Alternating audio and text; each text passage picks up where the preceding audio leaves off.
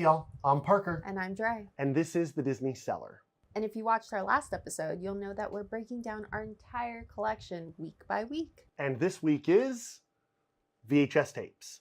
What are they? What are they worth? Are they even worth collecting? Who are VHS tapes? Who indeed, Dre? To be honest, guys, I probably know about as much as you do on this. So I think I'm going to let Parker take the lead on this one. You sure? I'm sure. Well, to begin, when we talk about Disney VHS tapes, there's just a lot to get through. From the animated films to the live actions to the straight-to-home video releases, and then the re-releases and the re-re-re-releases.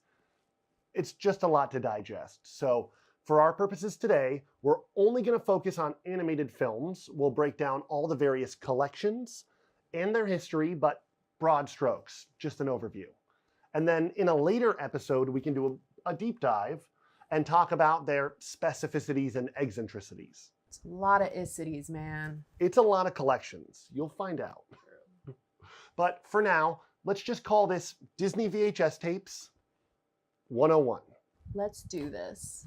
Okay, so the first releases date all the way back to the early 80s, and they were really the brainchild of Disney CEO Ron Miller, who was the CEO after Roy Disney, but before Michael Eisner, and just so happened to be Walt's son-in-law. He was married to Walt's daughter, Diane. Exactly. And in the beginning, the Disney Company was just really reluctant to release anything on home video at all. That's partly because of the Disney Vault idea, but also because they were already releasing their animated classics in theaters every 5 to 10 years. And it was really big business. Could you imagine? No Disney Plus, no DVDs. Only way to watch these are in the theater. I'd drag you to the movies a lot more. Oh yeah, definitely. But to test the waters, Ron convinced the board of directors to release 14 films on VHS. Now, most of these were live action, but it did include Dumbo and Alice in Wonderland and my girl, Mary Poppins. Which, okay, I know it's a live action, but it's technically a hybrid, and you'll come to find that Mary Poppins is the exception to many a rule, including the fact that in their first official collection, she was the only live action or hybrid that actually saw a release. Interesting. More on that in a bit. But obviously the sale of these tapes was super successful, and it convinced the Disney Company that they needed an official line, a proper collection of their animated films, and this would be called the Classics. I thought those were the Black Diamonds.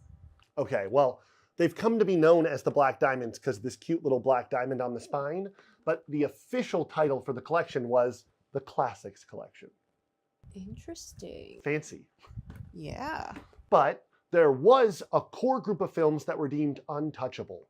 These are movies like Snow White and the Seven Dwarfs, the big box office hitters, so to speak. And they didn't want to jeopardize their earnings, so can't touch those, not a part of the classics. That would change in about a decade with the Masterpiece Collection, but now we're getting a little bit ahead of ourselves. So the classics officially began with the release of Robin Hood in 1984, and then Pinocchio in 85. And these actually included the only black clamshells. Why were they black? Well, I don't have an honest answer to that. But if I were to speculate, the black clamshell prevents light leaks or sunlight pollution and maybe keeps the tape a little bit safer over time, but that's really just an educated guess. They look super cool though. Really cool. Yeah, well, for that coolness, it cost you a whopping $79.95, which was over $200 in today's dollars. But that was because they were appealing mostly to rental stores, not individual families. With the return of the white clamshells came a renewed price point of around 30 bucks. Not bad. Yeah. Well, the classics saw releases of 20 original pictures, several movies, such as Robin Hood, seeing re-releases within that collection. Why did they re-release Robin Hood? He wanted a cool white clamshell like his friends. Yeah, he does look pretty cool now. They did the same with Pinocchio. Now, why did Dumbo or Alice in Wonderland or even The Sword and the Stone see re-releases within the classics? That's anyone's guess, but it came with some cool new cover art. Pretty cool. Yeah. Anyway, the Classics collection officially closed in 1994 with The Fox and the Hound. I do love that one. It's a good one. But after that came the Masterpiece collection.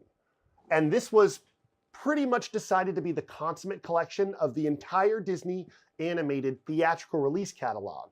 No more untouchables. So of course it began with Snow White in 1994, and funny enough concluded with Robin Hood in 1999. Of course it did. Yeah. It also saw full releases of both French and Spanish language sets. Oh. Ooh la la. And this is really the longest, most complete, and most commonly seen collection by far. So I'm sure you've stumbled across more than a few of those. I definitely have. But if you missed your collection, have no fear. Another collection is here. Oh. This time it was called the Gold Collection. And it really came about because DVD technology had now arrived on the scene, and Disney was not going to soft start like they did with VHS tapes. They wanted to go full regalia. So alongside the VHS Gold Collection, Disney also released a DVD companion collection. And this was really the Disney VHS victory lap. Oh, wow. Yeah, it began in 2000, concluded in 2001, so it saw a lot more frequent releases, but covered all the bases. And I say it was the victory lap because after that we got anniversary sets and special editions and platinum editions, but never really another complete set like with the Masterpiece or the Gold. That's a lot of collections, but wait. What about these? What about Jafar, the Goofy movie, all these sequels? What happens? Well, okay, so the Goofy movie, several of the Pixar films, all of they did see releases with the Gold Collection, but all of those straight-to-home video sequels and the Goofy movie and DuckTales, for instance, they were actually produced and released by an entirely different division of Disney. They called it Disney Toon Studios and include all of those straight-to-video sequels that we've come to love over the years. They also did that Planes movie, which was the Cars spinoff. All right. But the moment we've all been waiting for. What's that? What are they worth? Okay, well, the honest answer is no one really knows. I mean, is your Black Diamond Beauty and the Beast worth thousands, or your Masterpiece Snow White and the Seven Dwarfs? Yes. Sadly, probably not, or not yet anyway. But if you're passionate about VHS tapes like I am, they're absolutely worth collecting. I mean, just look what's happened to the market for Lego in the last decade. So expensive. Yeah, it's crazy now. But like anything collectible, everything is worth a little bit more when it's sealed. It's also important to note that VHS tapes, unlike Legos, sort of, or Pokemon cards, for instance, they do degrade over time. They're susceptible to sunlight and magnets and, yeah, even watching them too many times. Guilty. It's also where the fad of VHS grading comes into play. Grading companies will assign a letter grade to your tapes based on the condition of the clamshell and the seal, just like a Pokemon card or a comic book. And then in doing so, we'll also enshrine it in a plastic case, hopefully preserving it for decades to come. That's really cool. Well, funny enough, for all the things we have here in the Disney Cellar, we have yet to acquire a graded VHS tape. So I just so happen to have my favorite film here, a Goofy movie. So I'm prepared to play guinea pig and get this thing graded.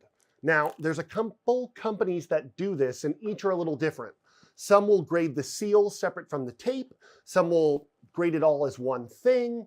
But this seal, to, well, my untrained eye, is pretty pristine and also comes with the original promo stickers on the cover, which is a good thing because it generally points to the originality and provenance of the tape.